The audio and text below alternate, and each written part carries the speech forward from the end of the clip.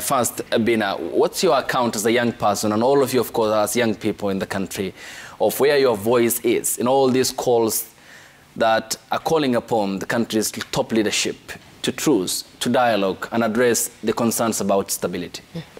I think, first of all, I want to condole with the lives that we've lost during the protests that took place, and to acknowledge that majority of them were young people. So I think that's a sad state of affair. But also, while saying that, it's the fact that we have been in an election period ever since we finished elections last year. And we know the impact of that in especially our economic and social processes in this country, you know.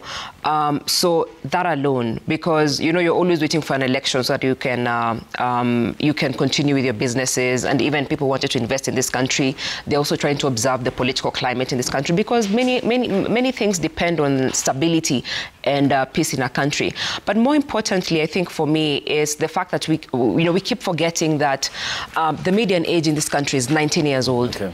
And what kind of leadership are they looking up to? You know, how are we inspiring hope to a 19-year-old, you know? And actually 19 years, it's the median age across the continent, across the African continent. So when they look up at our leaders, do we give them hope? Do we inspire hope? Someone who's in the learning institution right now, hearing even our leaders saying, oh, hata hakuna kazi na kungojea. Okay. What does that do to you when you're studying and someone is telling you, just know there's nothing waiting for you when you're done with this, you know? So for me, it calls for sober leadership currently, and it calls for us looking internally, because at the end of the day, if you look at the people who are bargaining, it's still an elite conversation. Okay. And it's still an elite conversation, so that's where I'm at. We have to push for sober leadership, especially at a time like this when people are losing hope.